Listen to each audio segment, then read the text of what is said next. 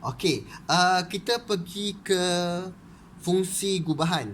Dalam buku modul kamu, tajuk fungsi gubahan ni agak terhad dan sedikit contoh dia.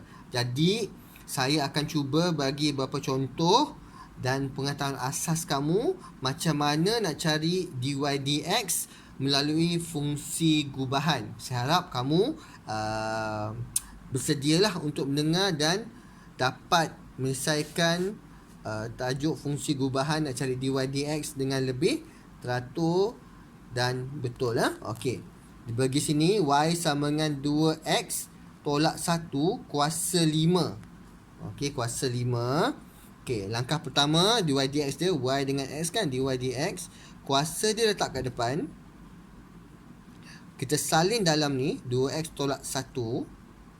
Kuasa asal dia tolak 1 akan dapat 4 kan. Okey, ini yang kita belajar sebelum ni. Kita tambah lagi, yang dalam ni kita buat dy dx. 2x akan dapat 2 kan. Negatif 1 apa kosong kan. Jadi yang 2 ni kita tulis kat belakang sini. Jadi untuk penyelesaian dia, nombor dia 5 darab dengan 2 akan dapat 10. Salin balik 2x tolak 1 kuasa 4. Jadi inilah jalan kerja dia untuk fungsi gubahan. Kuasa dia letak kat depan, salin balik dalam kurungan tu, kuasa dia kurang 1, bezakan dalam ni, letak kat belakang ni, kemudian kita darabkan. Dapatlah macam ni. Okey? Okey, kita pergi contoh untuk fungsi gubahan. Diberi y sama dengan 1 tambah 4x kuasa 3. Okey, macam cik dy dx. 3 ni letak kat depan. Yang dalam kurungan ni kita salin saja. Kuasa tolak 1 dapat 2. Ni 1 tambah 4x kan, kita dy dx kan. Kalau 1 dapat kosong kan, sebab nombor saja kan. Kalau 4x akan dapat 4 saja. Positif 4 lah. Kemudian kita tulis kat belakang sini. Positif 4. 3 darab 4 dapat 12. Yang belakang ni salin je. Okey, dah siap untuk fungsi gubahan. Okey, macam mana nak selesaikan untuk fungsi gubahan ni kalau pembuluh ubah dia berada di bawah? Okey, macam ni. Y sama dengan 1 per 2 tambah 5x kuasa 3. Okey, pada kelas yang lepas, saya dah pesan, kalau pembuluh ubah dia berada kat bawah, kita mesti bawa naik atas. Kalau macam ni, kita tak dapat buat untuk cari perbezaan. Okey, kita buat naik atas ni kuasa 3 kan, akan jadi negatif 3. 1 ni asal kat sini lah. Kita bawa naik atas akan jadi macam ni. Positif akan jadi negatif sini. Okey, itu langkah pertama. Okey semua? Okey, good, very good. Baru cari dy dx. Sama langkah tadi, nombor tadi letak kat depan tadi. Kuasa tadi negatif 3 letak kat depan tadi. Salin balik dalam kurungan. Kuasa dia tolak 1. Negatif 3. Kita guna yang ni Jangan yang ni, kita pakai ini. Negatif 3 tolak 1. Okey. Kemudian yang darab ni, yang dalam ni, kita bezakan. 2 dapat kosong. 5x dapat 5. Ganti kat sini 5. Macam yang kita buat contoh sebelum tadi. Kemudian kita darabkan dia. 1 darab negatif 3, negatif 3. Darab dengan 5, negatif 15. Kemudian kita salin belakang ni. Kuasa 4, negatif 4. Okey, right. Okey, kita pergi contoh yang contoh untuk fungsi gubahan. Okey. Y sama dengan negatif 4 per 3 kurungan 6 tolak 4 kuasa 2.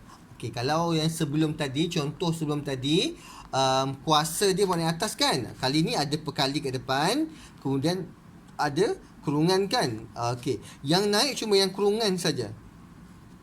Nombor kekal.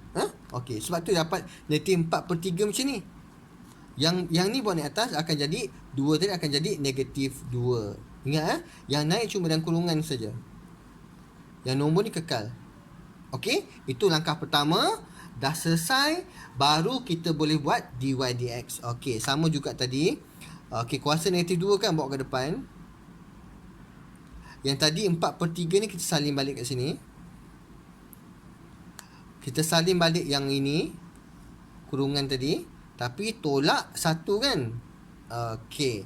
Kemudian kita bezakan dy dx dalam ni. 6 akan jadi kosong. Negatif 4x akan jadi negatif 4 kan. Kita salin sini negatif 4. Kita darabkan ini negatif 2. Darab negatif 4 per 3. Darab negatif 4. Okey. Kemudian kamu akan dapat negatif 3 per 2 per 3. Ingatlah jangan buat perpuluhan. Biarkan dalam bentuk pecahan. Ni. Kemudian ini salin balik macam tadi. Negatif 3. Negatif 3 per 2 per 3 darab 6 tolak 4x kuasa negatif 3. Yang ni jalan kerja dia. Alright.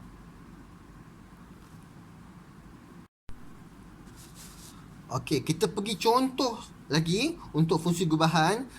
Saya kena banyakkan contoh ini supaya dia punya asas tu kuat untuk kamu. Alright. Tengok ni, y sama dengan 5 per 2, negatif 2, 1 tambah 4 kuasa 2. Okey, kalau contoh sebelum tadi, okey, yang ini bawa ni atas. Yang nombor ni kekal kat bawah, apa yang ni bawa atas. Jadi macam ni, 5 per negatif 2, negatif 2 dia punya. Okey, yang ni 1 tambah 4x, negatif 2. Kuasa positif ni akan jadi negatif. Itu yang asas. Mesti buat ini dulu, baru boleh buat dy dx. Okey. Kemudian yang kuasa negatif 2 ni bawa ke depan. Yang ini asal ni kita letak kat sini. Kita salin balik dalam kurungan. Negatif 2 tolak 1. Tapi yang ni kita dy dx kan. Kalau 1 nombor tadi apa dia? Dapat dy dx. Bagus. Kosong. Kalau 4x. Bagus. Dapat 4. 4 ni kita ganti kat belakang. Kita salin balik sini. Okey, jadi yang ni darab yang ni, darab 4. Darab 4